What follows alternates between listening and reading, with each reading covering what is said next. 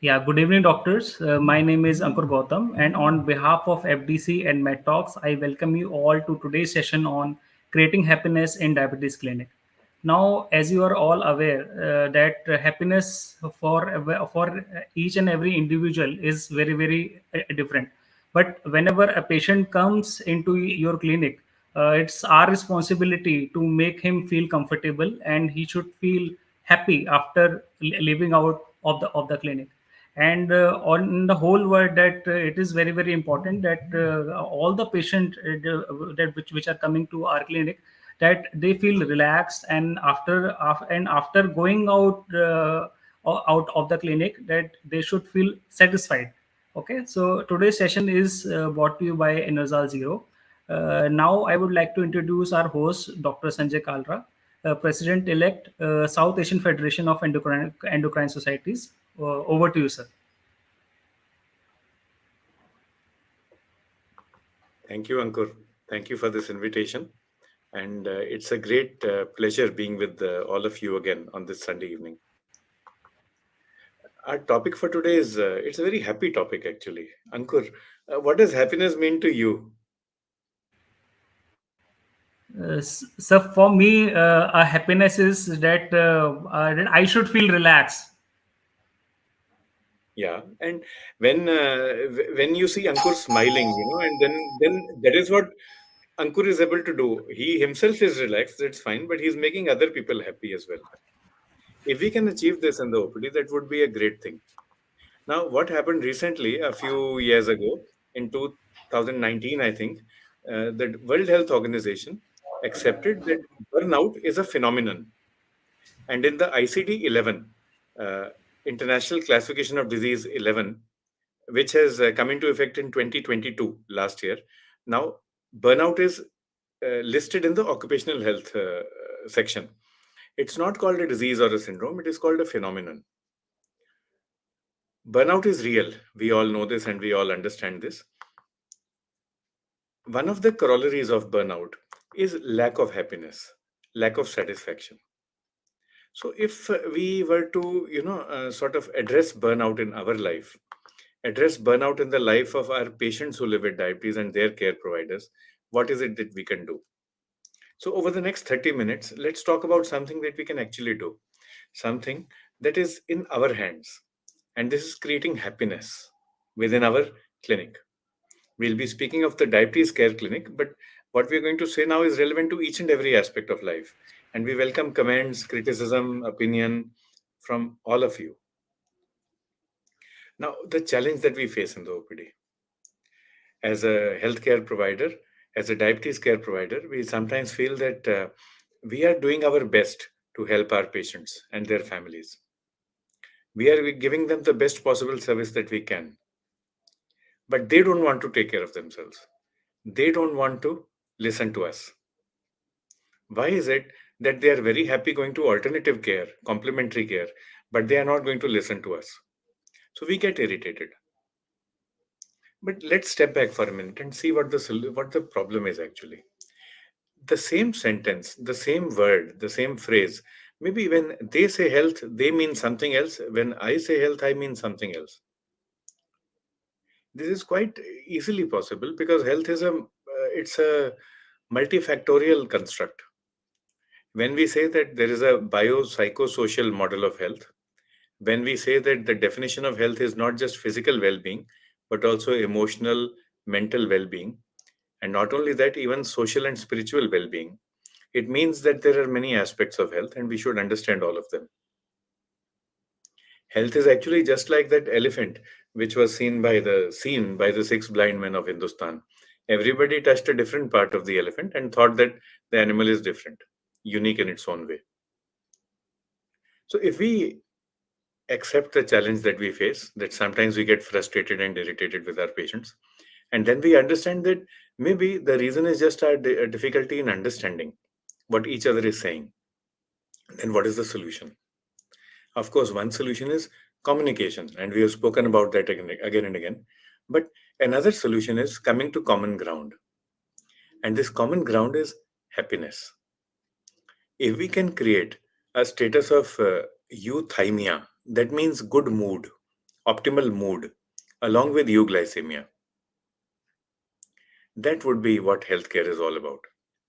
In all our guidelines, we just speak of euglycemia. We want to get an HbA1c less than 7.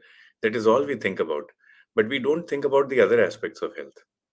All we have to change is our goalpost. From euglycemia, we make it euthymic euglycemia. That's all. There are other words for euthymic euglycemia: glycemic happiness, glycemic bliss. This is what our patients want. And if we can create a healthcare system that is ourselves, that is us, which promotes health, which is uh, promoting glycemic happiness, glycemic bliss, I think the work will be done. How do we promote happiness? We can influence our environment. The first environment that we must influence is ourselves, our own mind, our own head, our own heart.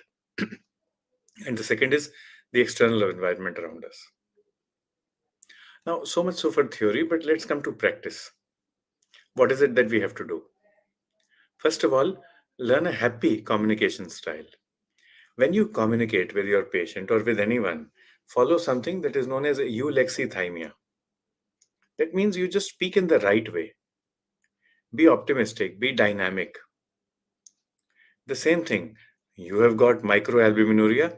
This is a predictor of death. Can be changed as you've got microalbuminuria, but we have the right medicines. We can give you maybe perindopril, maybe finrenone, and this will help correct the microalbuminuria. It can even reverse it, and we'll be able to prevent worsening of kidney disease. So the same thing can be said in a positive manner. And you can also be proactive and friendly while you're doing that. Let's work together. Let me give you the right medicines. This will help improve your kidney function. And young man, thank you for having brought your mummy on such a cold winter morning. Please do remind her every morning to take her medicines. Even if she forgets to take before breakfast, doesn't matter. She can take them after breakfast as well. So just be friendly, be proactive. When you're communicating, communication is not just about words, it's also about non-verbal language. So let's look at a few aspects of this. Non-verbal language. How do you greet your patient? With a smile. Remember Ankur's smile just a few minutes ago. Now that was like a, I don't know, 440 watts kind of a smile. It makes you happy. So when your patient comes, greet them with a smile. Lean towards them. You are all aware of the kind of non-verbal language that is required for a person of the same gender, of the different gender, an elder person, a younger person of the same age group. So follow common sense, follow what is followed in what is accepted by society. When you greet the patient, so try to greet with a personalized greeting. So it can be good morning, it can be namaste, namaskar, namaskaram. But if you just add something, uh, namaste Didi, namaste Bhai Sahab, good morning boss. So whatever you would do otherwise in society, you do the same. And you build up a relationship with the patient. How do you initiate the conversation? How can I help you today? What can we do for you today? What are your complaints or your concerns? So earlier we used to speak in terms of symptoms, signs, and then lab investigations. But now in diabetes, things have changed. Not everybody is going to be symptomatic. Not everyone will have signs. And this hierarchy, first a history, then a physical examination, and then investigations, that has also changed because sometimes the patient brings this huge chunk of lab reports and they will come and tell me, you know, doctor, I went to such and such big hospital in New Delhi and in Gurgaon. They got all the tests done. So I said, that's fine. And then they dump it on your table and say, now, doctor, you explain to me what all these tests are. So from inside, I want to say, why didn't you go to the big hospital and ask them to explain to you about all these big tests they've done? In case I do that, sometimes the answer comes, you know, doctor, they are big doctors. How can I bother them with such small things like this to explain to me what tests were done by them? They charge 20,000 rupees, but you know, that is a big hospital. Asking them to explain, that is a small thing. So you do it for me. So, of course, whatever you feel inside you, you keep it inside you only. But here, our communication now is the first hierarchy is what is your complaint? What is your concern? If the concern is, please read my lab reports, you do that. If the concern is, I have read my lab reports myself, my ESR is 23, my CRP is 2.8, I am worried about these numbers, that is a concern. That is the symptom. So you work on that and go one step at a time. When you are communicating, do remember the definition of health. It is not just linked to biomedical health. So you will speak not only about healthcare related issues, but also non healthcare related issues. All fine at home. Anything I can do to help you? Where do you live? Who cooks food at home? Do you eat home cooked food or do you buy from the market? Physical activity. Do you have scope to go to the gym? Is there a gym nearby? Is it safe for you? You have time at night. Is it safe for men? Is it safe for women to go to the gym or go for outdoor activity? In a routine manner, you say outdoor physical activity 30 minutes to 60 minutes every day for everybody. But what about the pollution outside? Is there fog? Is there physical safety, social safety? So, all these are things you have to ask about. While you're doing this, involve each and everyone who is there. If the son, the spouse, or maybe the parent has accompanied.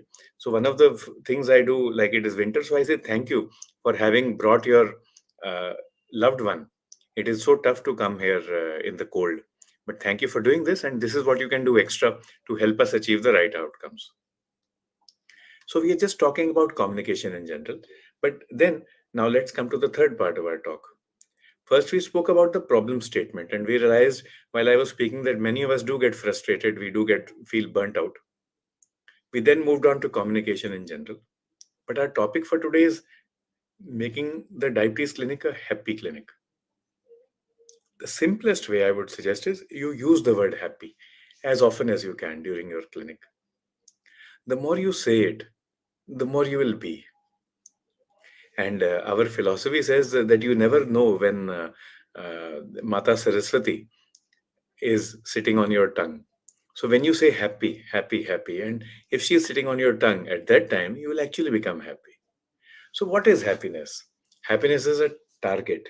It is a destination. But will we ever achieve it? Happiness is a journey. It is the journey of a life of our life. If you view happiness as a journey or as the road towards the destination, which again is happiness, then it makes things more easy to handle. Happiness is also a travel companion. It is a humsafar, in Bengali sohochor. Happiness is a travel companion that you have on the journey of life towards the destination of life, right? So it is a destination, it is or a target, it is a tool to achieve the target, and it is a travel companion. In the diabetes clinic, if we say that happiness is a target, I want all my patients to be happy. I'm right. They will be happy only if they have good glucometabolic control and if they have good biomedical health. So it is a target. But I can use happiness as a tool to achieve the target of good glucose control. If my patients are happy, they will have less stress. They will have less counter regulatory hormones. They will need less insulin and they will become healthier and happier. I can use happiness as a humsafar, as a travel companion as well. If I keep on reminding my patients to remain happy, if I myself am happy, I will be welcomed as a travel companion. Then my patient will stick with me, and then I will not complain about my patients going doctor shopping all the time. So that is how practice will grow. You can identify happiness as a thankworthy activity. So when your patient comes to you in the morning, then you say, Madam, such a wonderful smile on your face. Thank you for smiling. You've made my day. In Punjabi, Tere hoye savire darshan, aj din vadiya languga. So I've seen you in the morning, and today's day will go excellent. It'll be a wonderful day for me today. Happiness can also be a trick for troubleshooting. So your patient is not doing well. You've given 50, 100, 200 units of insulin a day. All the tablets that you have available, you've thrown them at the patient. And glucose level is not coming down. Blood pressure is not coming down. So, madam, maybe you're not happy. Is something wrong? Sir, try to smile 4 times a day. Chalo, let's start. Number one, right now. Chal, sir, smile karke dikhao. So everybody, let's smile. It's a troubleshooting kind of a trick. Within this 10, 20 seconds, you will be able to figure out what is going wrong. Again, depending upon where you are and what kind of society you live in, sometimes you can look at the lady and you can make out if something is wrong with the spouse or not. So then don't try these kind of tricks at that time. A softer way would be, Madam, is all okay at home? Sir was with you. He used to come for every checkup. He's not with us today. Is all fine at home? That would be another way of asking. So still, if you do this and if you do it in a soft and empathic manner, then maybe the answer will come, I lost someone at home, or maybe I've lost my job, or something is wrong. So then you say, okay, this is what we can do about it, this is what we cannot do. If we cannot do, we must accept. Let's move on with life. Use happiness as a glue for teamwork as well. So, what is it that binds us all together in the diabetes care clinic? All of us, whether it is the doctor, his or her paramedical staff, the patient, his or her caregivers. We are all humans. We all like happiness. So then, uh, another tone in the OPD may be, you must be happy so that everyone else in the family is happy. So please try to bring a smile on your face. Or to the family, you will say, when you are happy, uh, our patient is happy. So thank you so much for smiling. This keeps our patient happy, and that makes me happy as well. But with all this, the single point we would like to say is that happiness is a therapeutic intervention. It's actually a treatment. The same way you prescribe a glucose lowering drug, a blood pressure lowering drug, you can prescribe happiness. And you can't force anybody to be happy, so you have to show them how to be happy. I've used the word so many times, and by now you would have realized that I actually do this in the OPD. Next week, we'll be speaking about illusion of time, how to conduct an OPD in such a way that you spend only 3 or 5 minutes with the patient because you have only that much time. But the patient feels that you spend 30 or 50 minutes. One of the ways to do that is to end on a happy note. So if someone is younger than you, our culture says it allows us. So you wish them happiness. Khush raho, jeete raho, khush raho, be happy, and may you live long. For someone from the same age group also, you might want to crack a joke, which can be any kind of a joke, depending upon your comfort level with the patient, and then you wish them happiness in terms of whatever they want. For someone elder, you say, may you keep smiling, and may you keep smiling for the next 30, 40, 50 years, whatever a reasonable age frame for that patient. But every meeting that you should have with the patient should end on a happy note. even if even if let us say the creatinine is 8 or 10, even if the patient has just come back from hospital having been admitted for heart failure, even if glucose levels are 500, there will be some reason for happiness, isn't it? So this we learned from Lord Buddha.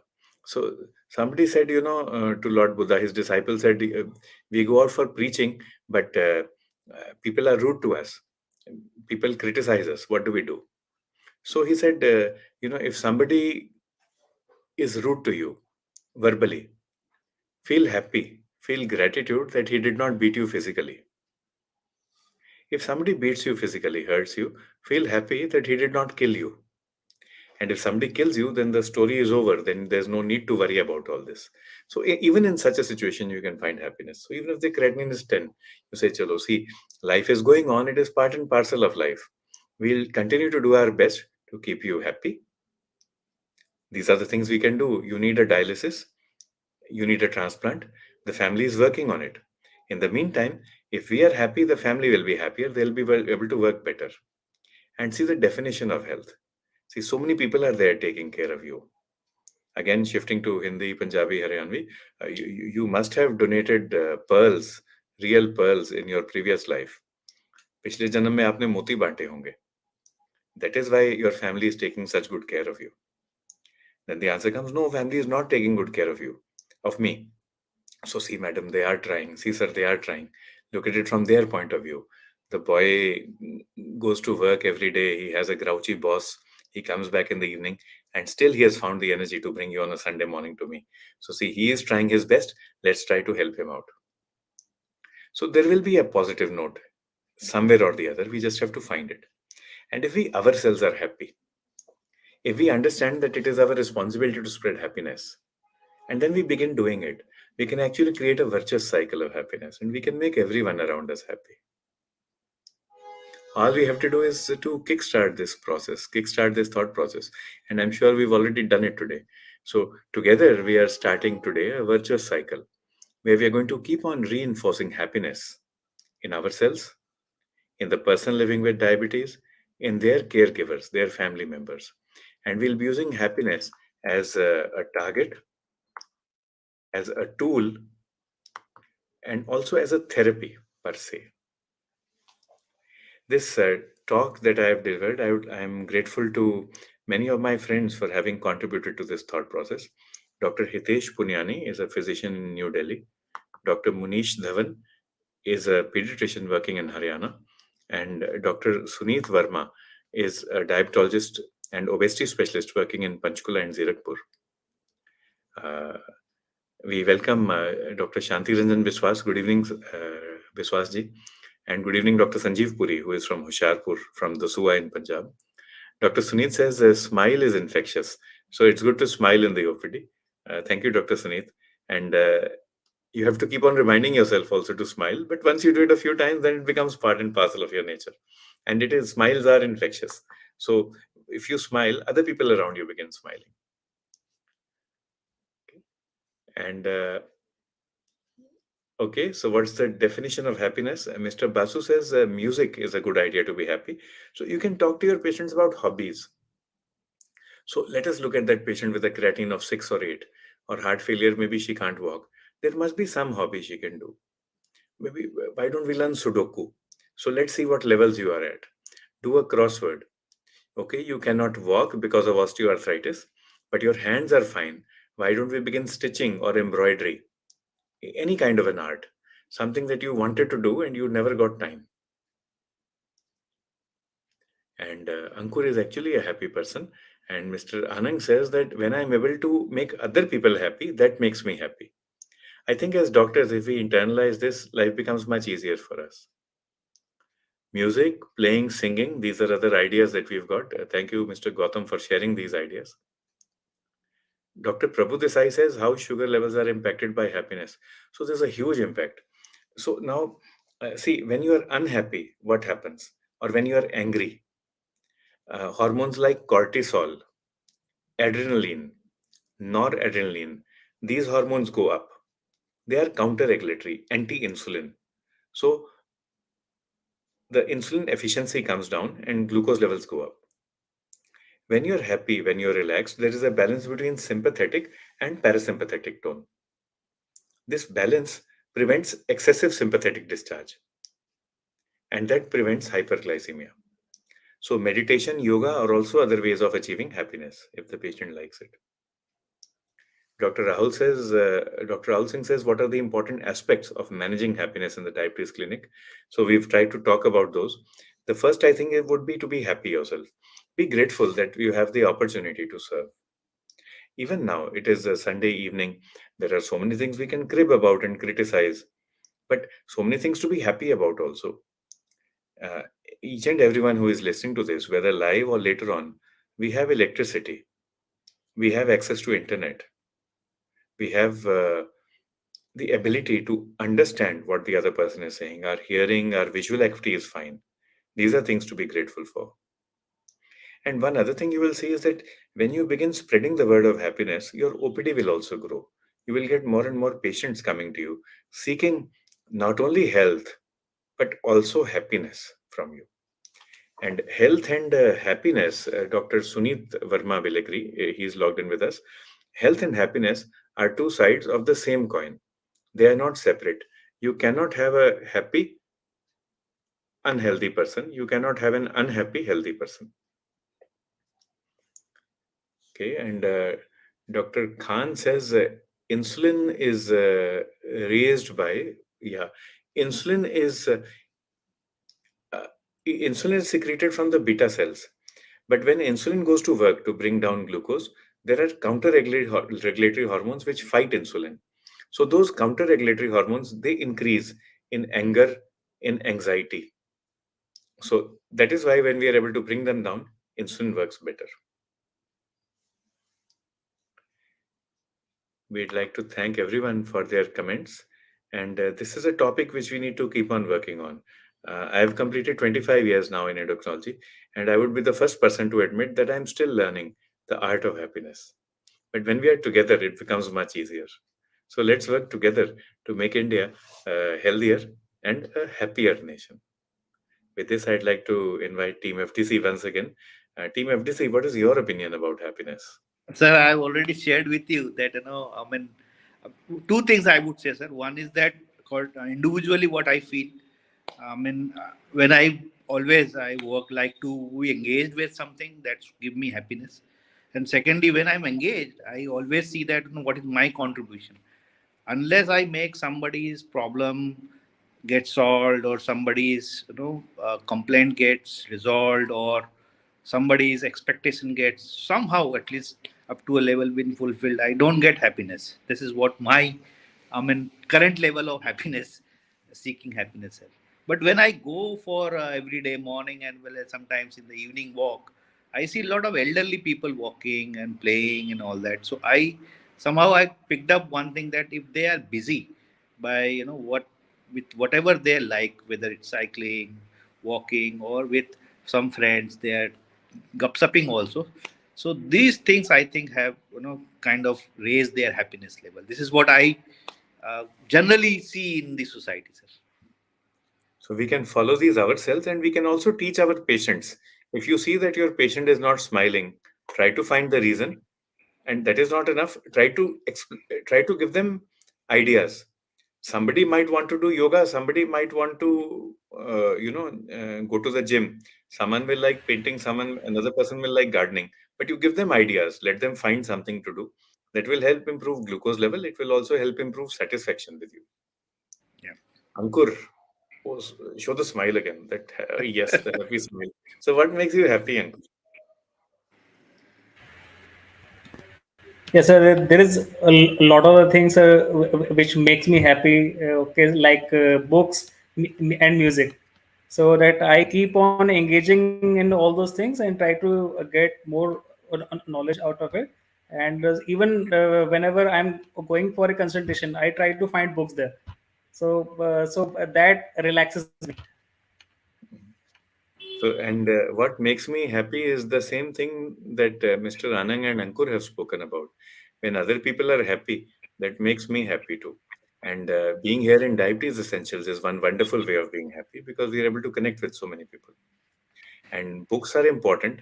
Earlier, books used to be expensive. You would have to go and buy them, and it was kind of difficult. But now, apart from the paper books, you have e-books as well. Yeah. So try to find something new every day.